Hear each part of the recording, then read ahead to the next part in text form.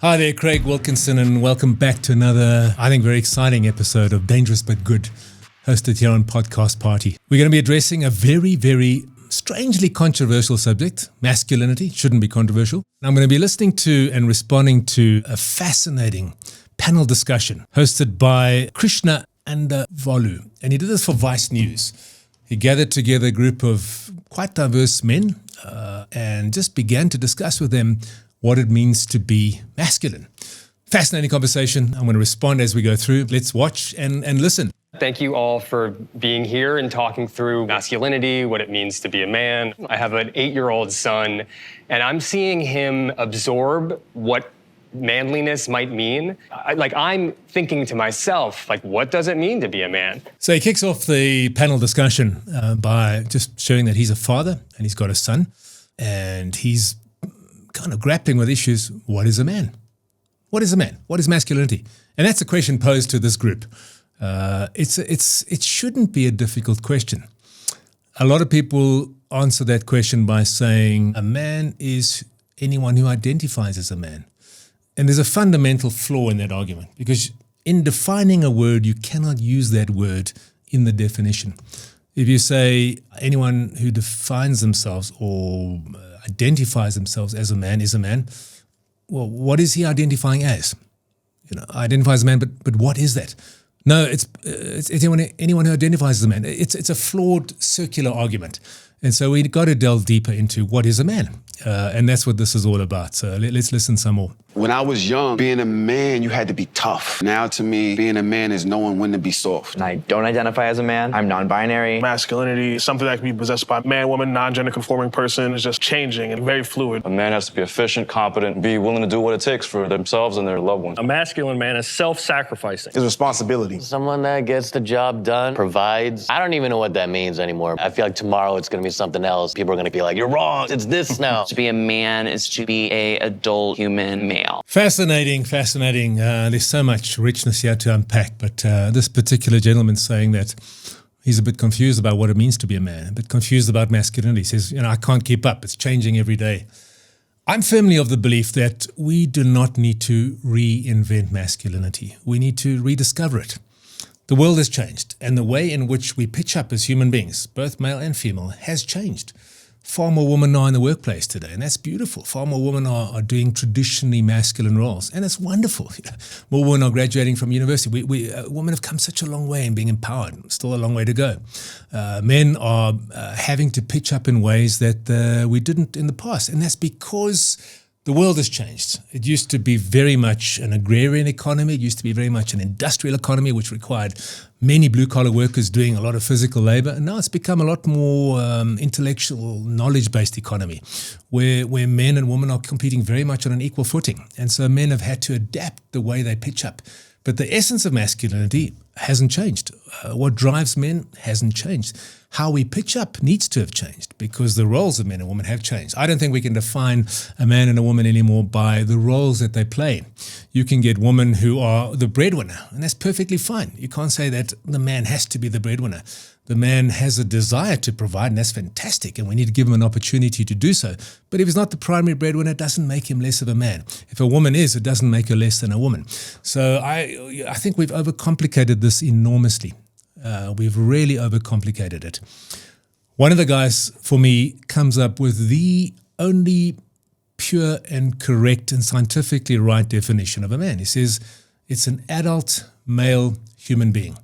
Quite simply, that's what a man is. He has XY chromosomes, he has male genitalia, and he's an adult male human being. That is what a man is. We often say, and we often hear people saying, well, your sex assigned at birth, which is what makes you a male or a female, is different to the gender.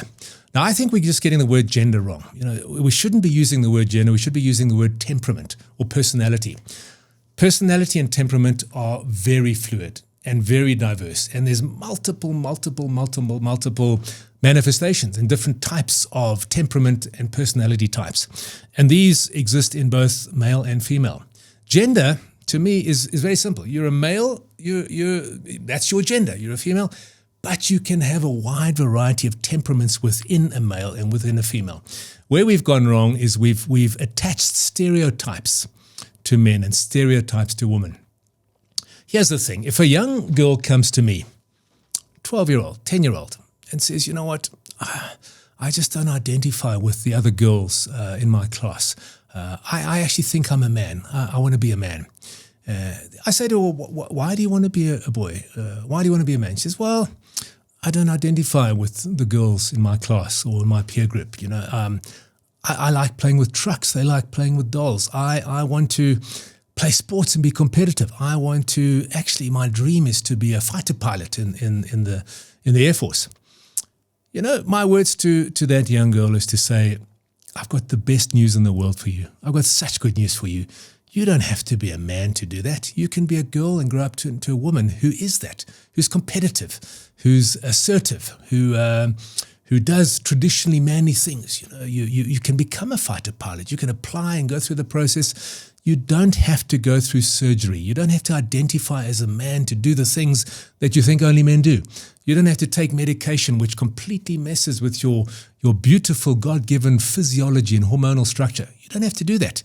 You as a young girl can be whatever you want. You've got a temperament. You're still a girl. You're going to grow up into a woman, but you can still be all the things you want to be. You don't have to comply with what we say are gender stereotypes. But you're still a girl, you're still a woman, and that's such beautiful news because you can celebrate your womanhood as a fighter pilot, as a truck driver, whatever it is that you want to be. If a young boy comes to you and says, you know, I think I actually want to be a girl, and you say to him, well, why do you want to be a girl? He's 10 years old, you know, he's about to go through puberty. He says, well, I just don't identify with the boys in my class. They all want to play sport and they love watching sport and they run around playing these rough games. I don't like that. I feel left out. And I think I need to maybe take some puberty blockers and go through the process of transitioning.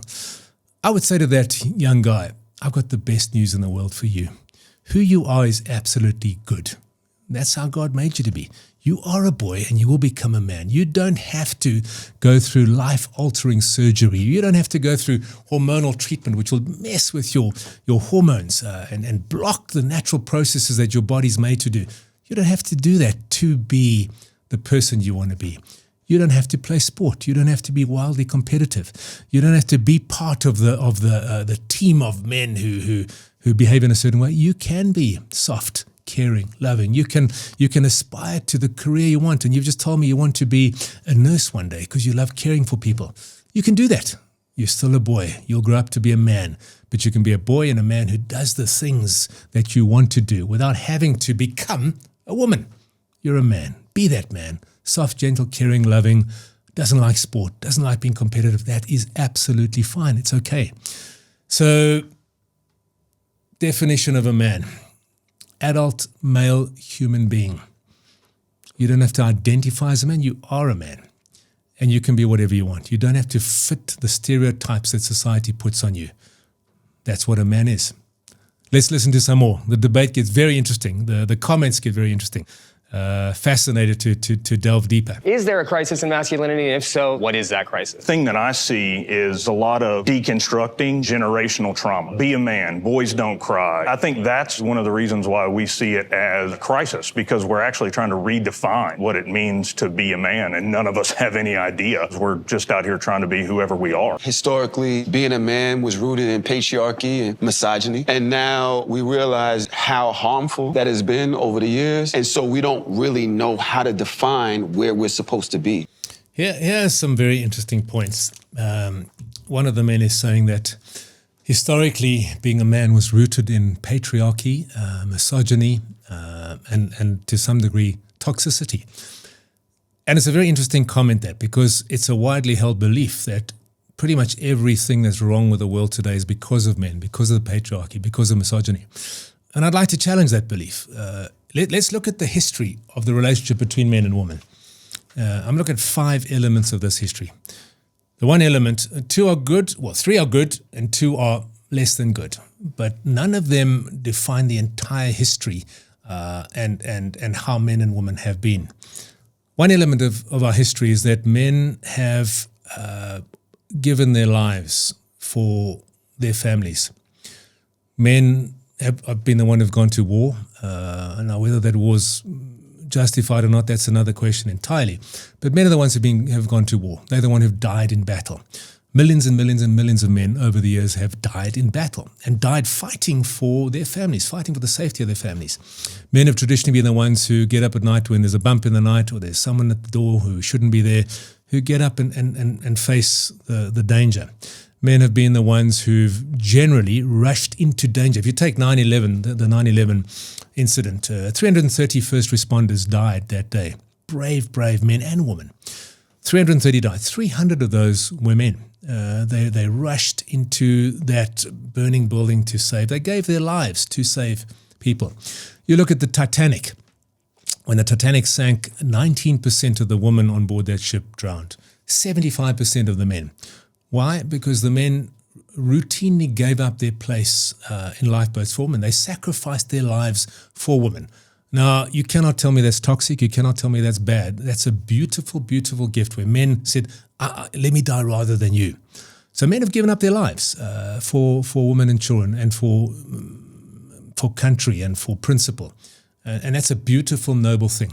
Second aspect of history, men have generally done the very hard jobs. The roads that you see around us, the building, the infrastructure, the oil that's extracted from the ground at great risk, the construction, all of these things, vast majority that's done by men. And that's why the vast majority of industrial accidents are men are the victims of that.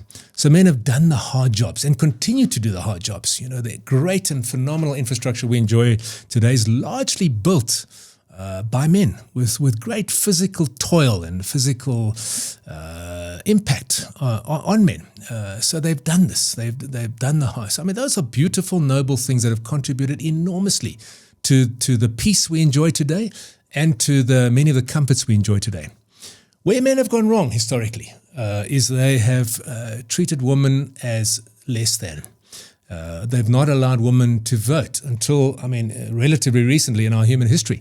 And of course that's wrong. That's bad. That is an element of the patriarchy. That's negative. And we've got to acknowledge that, you know. Women should be in leadership positions. We should co-create and co-rule and lead this world as men and women. And that's been a real fault of our history. Fourthly, men have, not all men, but many men have treated women as sex objects. We've seen a lot of physical and sexual abuse. The whole Me Too movement came out of a backlash to this, that women have found themselves exploited by men who viewed them purely and merely as a sex object. Absolutely wrong. So you've got two elements of history where men, noble, sacrificial, giving their lives, doing the hard work. And then you've got two elements of history where women treated as less than, held down from leadership positions. That we need to fix, and we are fixing. And men treating women as sex objects, we're fixing that as well. The fifth element, and this for me overrides so many things, is that largely throughout history, men and women have coexisted, co-created, done what they needed to do. Women have done phenomenal things, men have done phenomenal things, but generally, largely, they work together to build families, to build societies, played different roles because of different circumstances, but work together largely. The happy family, the nuclear family. I mean, that is more the norm than sadly now, the broken family is becoming very much the norm. But historically, men and women working together, having children, doing whatever they need to do to raise these children, co-laboring together, working together in harmony. Men and women have not been in this constant war of attrition where men hate women, women hate men, and they're fighting and dominating. No, that's a very, very, very wrong narrative. Men have done their best to romance and win the hearts of women, and women have responded to that. And there's been love and care and nurture and joint responsibility and working together to build families, societies, nations. That's the overwhelming narrative we should enjoy. Now, obviously, we need to address the things that are negative, the things that are toxic, the things that are harmful, and really they fall into those two categories. Men viewing women as less than, and putting in place a glass ceiling where women are not able to realize their full potential and contribute as we need them to do, and secondly, treating women in a sexual fashion as a sexual object, the catcalling, the physical, the sexual abuse. I mean, those are absolutely wrong, and we have to deal with those. But if we just view history in light of those two things, it's not accurate and it's not right.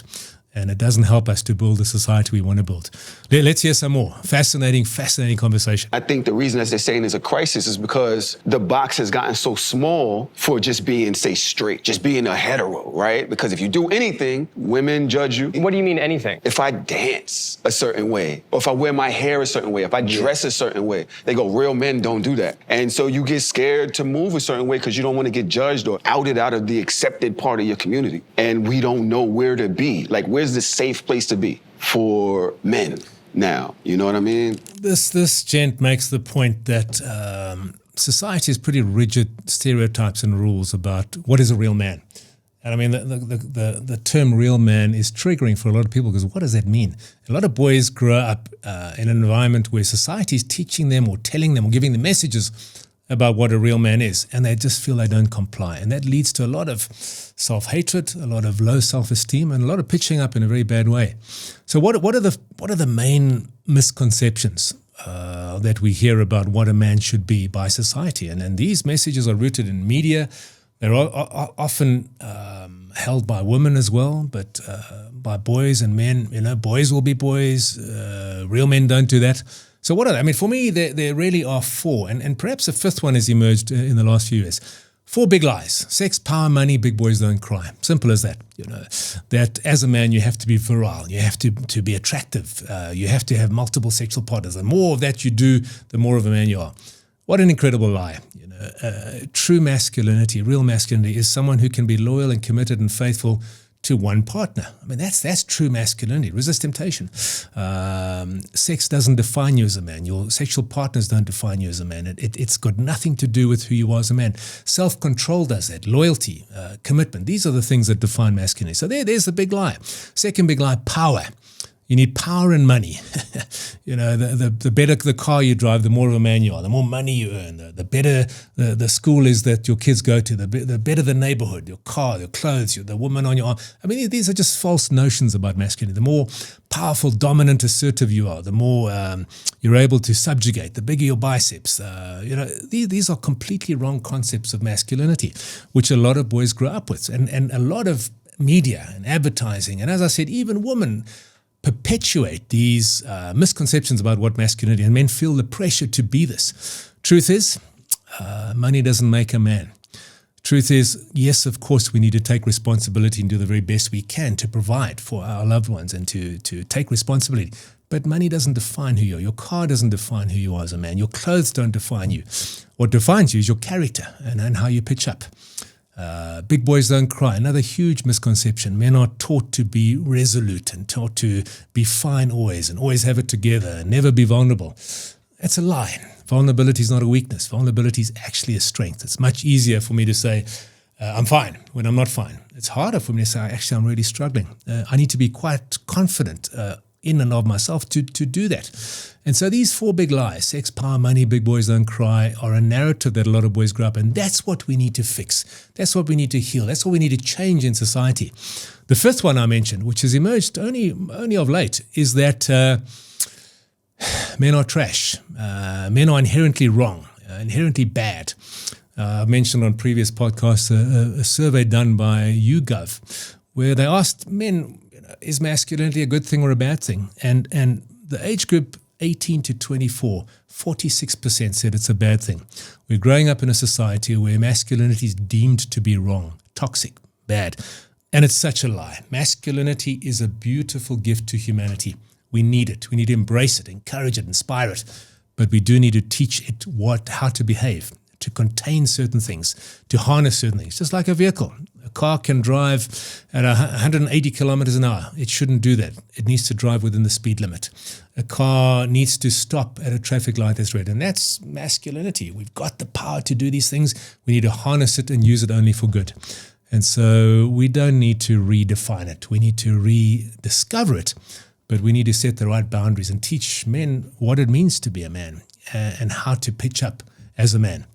Let's listen to some more of this fascinating conversation. You know, I was what you would call a toxic masculine male growing up. And I had good men that sewed into me. You know, they gave me good advice. But I never found manhood or never understood my place as a man until one day I humbled myself and I gave my life to the Lord Jesus Christ. And I'm telling you right now, Walking with God changed my life forever. Can That's you what define? changed Can you me. define toxic masculinity? Like, I what would does say that mean? toxic masculinity is where you're using that leadership role or that aggressive nature in a harmful way to harm other people, to get your way. Important to jump in there, and he's asked, define toxic masculinity.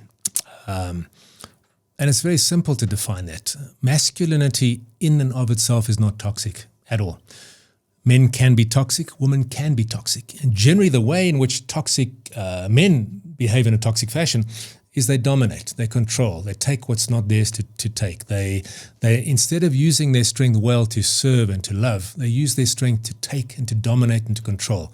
Any form of that, any form of domination is toxic. Any form of harming of another human being is toxic. It's wrong, it's clear, but that's not inherent in masculinity. Let me tell you this, inherent in masculinity, the God-given DNA that we have as men, inherent in that is the desire to protect. It's the desire to be a safe space. It's the desire to make the world a better place. This is healthy masculinity, and that's pure masculinity. That's what masculinity is. If it's toxic, it's gone wrong. It's not that it is toxic, it's that the person who is a man is behaving in a toxic manner. Toxic femininity shows up in a different way. Toxic femininity generally tends to manipulate, control, verbally, with the tongue, lashing, insulting, social cancelling. This tends to be the way in which women behave in a toxic fashion. Men, when they're toxic, tend to dominate, control, use their fists, use sexual abuse. I mean, this is absolutely wrong, absolutely toxic. Humans can be toxic, and being toxic is wrong. Toxic means I'm harming someone else. I'm taking someone else, taking what's not mine. I'm crossing boundaries I should never cross. I'm violating. That's toxicity, but that's not innate in either masculinity or femininity. It's not innate in humanness. It destroys humanness, and we need to stop that. We need to deal with it. We need to call it out in whatever form it takes. Let's continue. I don't find masculinity toxic in and of itself, but I do believe bad men exist. Some people make masculinity into a caricature, this alpha bro tough guy. Exactly. And I find the low-key guy who is a really great father and a great husband and maybe not like drinking raw eggs every day to be a lot more masculine than the alpha bro who's going and like banging 20 women per weekend and not a responsible man. I find it more masculine to be a good guy. Yeah, he has a great point. You know, this guy is saying that true masculinity, true men are not the macho guys, not the guys who go around, you know, sleeping with women indiscriminately, the guy who's the life and soul of the party, the guy who's got the biggest biceps. That's not true masculinity. That's a distortion. That's a caricature. True masculinity is the guy who's a great father, a great and loyal partner and husband, the guy who makes the world a better place. He may not be noisy, he may not be big, he may not be powerful, he may not be rich, he may not have any of those traditional macho things, but he's a good man and he's a strong man and he does what he needs to do. He takes responsibility, steps up. That's true masculinity. And so we got to move away from the caricatures, the stereotypes, which are very negative, to true, authentic masculinity. And I'll talk a lot about what makes a man a good man as we progress. But very good point. We've got to change how we see true masculinity from the macho, big sex, power, money guy, you know, doesn't cry, to the real man, the real man who steps up and does what needs to be done. Good father, good citizen, good brother, good friend, just a good man.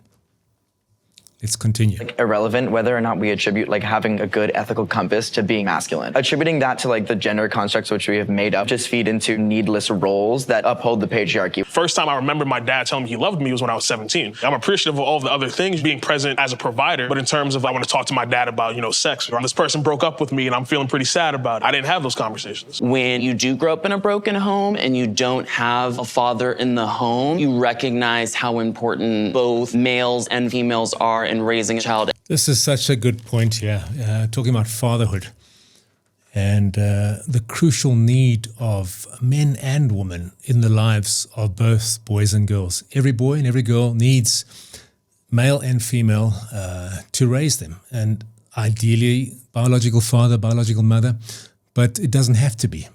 It can be. There's a beautiful African proverb we hear all the time, it takes a village to raise a child. And men and women, older men and women, uncles, grandfathers, male teachers, coaches, mothers, grandmothers, sisters, aunts. I mean, these are necessary in raising healthy adults.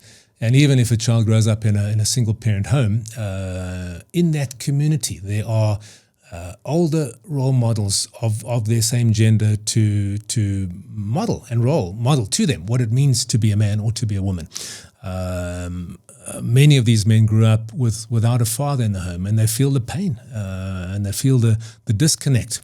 And they look to peers, they look to the guys on the corner, they look to gangsters, they look to all kinds of different older male role models, some good, some bad, some ugly, to get their cues as to what it means to be a man. And so as a society, we need to make sure that we have beautiful, strong male and female role models, modeling to the next generation of boys and girls what it means to be a human first, but what it means to be a man and to be a boy. Absolutely crucial. Absolutely crucial. We need fathers, we need mothers. Boys need fathers and mothers, girls need fathers and mothers. Society needs the masculine and the feminine. The beauty about our world is that men and women are different. The masculine and the feminine are different. We're more same than different. Men and women have way more in common than they have difference. We all want love. We all want connection. We all want purpose. We all want safety. We all want, these are the things which are just rooted in our common humanity. And before anyone's a male or a female, they are human beings. And that's a far more important identity. But there are different drivers of men and women. And of course, there's an overlap. It's a bell curve, and the bell curves intersect, as we know. But there are some fundamental differences in what drive men and drive women. Anyone who's raised a boy and a girl will know that there are some innate differences. Equally valuable, worthy of equal opportunity, but there are some differences. The way young boys behave in a playground different to the way young girls, and we need to be able to recognize that, celebrate that, embrace that, and model to them what it means to be, first of all, a good human being, but secondly, a man and a woman, and how they pitch up in the world. I'm going to talk about the 6 virtues which I believe make a man a good man, and many of them apply to women as well. But remembering the definition, the starting point of what a man is, adult male human being, that's who you are. You might have a full range of different temperaments, from wildly competitive and testosterone driven to very, very soft and caring. As a man, I believe there are 2 fundamental faces that we need to wear, traits we need to have, roles. One of them is the warrior. The warrior is the man who says, you know what, I'm going to take responsibility. I'm going to step up and do what I need to do. I'm going to tend my fields. I'm going to, if need be, take it on the chin. There'll be times when I need to just push through, guts through, because that's what I need to do as a man, to take responsibility. That's the warrior. That's the warrior. But that's only half of man. The other half is the lover. The one who's able to be vulnerable, caring, soft, gentle. The one who's able to articulate his feelings, who's able to listen to someone else, who's able to have deep emotional conversations, who feels confident and at ease when he's having a deep emotional conversation with his daughter, his son, or his wife, who's able to shed tears, who's able to feel and be a caring, nurturing, soft, safe, emotional place. Both of these are crucial. We need both. If we just have the one, chances are you're going to be passive. Chances are you're not going to step up and take responsibility when you need to. If you just have the other, chances are you're going to be this macho, detached, emotionally unavailable man. And that's not true masculinity. We need both to be true masculine men.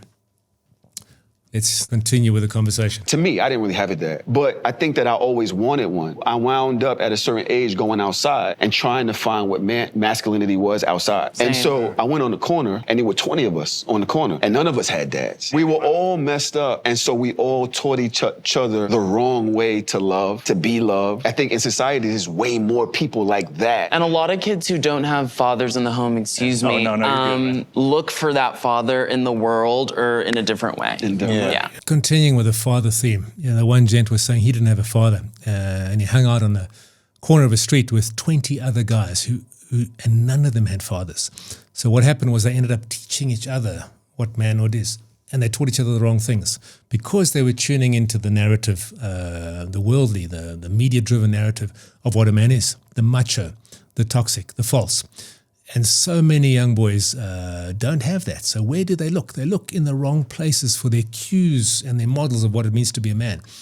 And that's why male role models and mentors We are in International Men's Month. International Men's Day is the 19th of November. And it's so crucial. And the theme this year is around mentorship. We need mentors. Young boys need older male role models and mentors to teach them, model to them, display to them, discipline them as to what it means to be a man. Without that, young boys go awry. Every young boy growing up wants to be a good man, but he doesn't know what it is. And he only knows what it is when it's displayed to him by a man who's walked the distance and is a man, is grown up to be a man, and he shows the younger boy what it means to be a man. Mentors are absolutely crucial. Male role models are absolutely crucial. If we don't have them, we look to the wrong people. Young boys teach each other. And when you got a bunch of young guys with testosterone flowing and not much wisdom trying to mentor each other, it's going to go awry. It's going to go horribly wrong. And that's when the narratives of abusive, toxic, macho type masculinity come into play, where there's a lack of good, solid, older male role models. Let's continue. Attributing proper family values to a heterosexual couple with children is not effective. I don't think that it's necessary to attribute men and women to certain roles in the household. Male and female matter. God gives you one of those identities, you take on that role. There's a masculine crisis because men are not taking responsibility for the God-given roles that they have in society. The responsibility that I've learned is how to not enforce my power over women, over people. You're saying that role gives men more privilege, like an advantage and privilege. I'm saying that it is more self-sacrificing. I do not have free time. I'm thinking about my wife, my kids, my business. I think, to summarize, a man is an adult male human being. Men and women are more similar to what they are different, but there are some fundamental differences. And what does it mean to be a good man? I believe that there's, I mean, you could discuss this in 1,000 different ways, but there's 6 fundamental traits that men need to embrace. Now, whether they are soft, competitive, whatever, I mean, the temperament's a different thing. Men and women, there's an overlap in the temperaments of men and women. And that's where I think we go wrong in terms of trying to say gender's fluid and they're multiple. I think temperament's fluid and they're multiple different temperaments. But how do you pitch up as a man? For me, there are 6 virtues. The 6-pack, I call it, the 6-pack of masculine virtues. And, for me, for a man to have a 6-pack on his stomach, it's great. For him to enjoy drinking a 6-pack every now and then, as long as he doesn't drink them all at once. I mean, that's also cool. But the most important 6-pack a man can have is the one inside, his character traits. And for me, I'm going to run through quickly those 6. So if you're an adult male human being and you embrace and do your best to fulfill these 6 traits, to me, that's true and authentic masculinity. Number 1, use your strength for good. We've got strengths. We have influence. I mean, strength can be defined as your ability to impact the lives of other people, your ability to impact the world, other people. Every one of us has it as a man. It's emotional, it's verbal, it's physical, it's economic, it's psychological. There are many ways in which we have strength. Now, what truly defines a man is how do you use that strength? If you fail to use it, you're being passive. That's not masculinity. You're failing to step up and stand up and be where you need to be. Say what you need to say. Step up and stand up for what's good and against what's wrong. I mean, that's passivity, and that's not masculinity. So you can fail to use your strength. You can misuse your strength. You can use it to take what's not yours, to dominate, to control. I mean, that's toxic. That's not masculinity. True masculinity uses its strength, his strength, for good. Only for good. To love, serve, honor, protect, provide. Number 1 quality. The first of the 6-pack of masculine virtues, use your strength for good. Number 2, define yourself by character. We often as men define ourselves by the externalities. By the clothes I wear, the swag that I have, the car that I drive, the neighborhood I live in, the job I have, the money I earn. I mean, these are all external things. These can come and go. What can never come and go and what shouldn't come and go is your values inside. So true masculinity defines himself by its internal virtues, value system, integrity, self-discipline, self-control. Define and value yourself by your character, not your image or your possessions. Thirdly, true masculinity tends its fields. It steps up and takes full responsibility. It has roles and duties to play. It has people in his life. He has himself to take care of. He has material possessions and goods. How good a steward is he? So every man has a field, and in that field are all the things that he's responsible for. True masculinity steps up and takes full responsibility for those. Fourthly, true masculinity builds a band of brothers. We cannot do life alone. We're designed to walk in a group of men that sharpens each other, holds each other accountable, encourages each other, honors each other, supports each other, calls each other out when necessary. That band of brothers helps us to be the best man we can be. Most men are lonely. They have men they can have a beer with, watch a game with, but do they have men that truly know them, that truly speak into their lives, that truly help them to be the best that they can possibly be? So building this band of brothers is absolutely crucial. Number 5, mentor the next generation. True masculinity leads the kind of life that models to the next generation what a good man is. True masculinity says, I need mentors. I need to look to older men, even my peers, sometimes men I don't even know, to teach and help me to understand what it means to be a good human being and a good man. And true masculinity says, I'm going to impart that to the next generation. I'm going to be a great father. I'm going to be a great mentor. I'm going to live a life that's worth copying. And finally, number 6, and this just sums it all up, true masculinity makes the world a better place. Makes the world a better place. My wife is a better woman because I'm in her life. My children are better human beings because I'm in their life. My colleagues are better. My friends are better. My society, my country, my company, all of these things are better because I'm in their lives. And I make a commitment as a man to give more than I take, to never take what's not mine, never abuse, always love, support, honor. I make the world a better place. You can really see the type of man a man is by looking at the people in his lives. What impact does he have on them? Are they flourishing and thriving? Are they safe? Are they secure? That is the sign of a good man. What impact does he have on the people in his life? What impact does he have on the environment, the society in which he lives? That's the definition of true men. So if you're an adult human male and you embrace those 6 virtues, you're a man.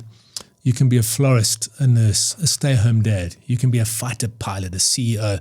It doesn't matter what you are. You can have a temperament that's highly competitive. You can have a temperament that is not competitive at all. If you adopt those traits, you're a man.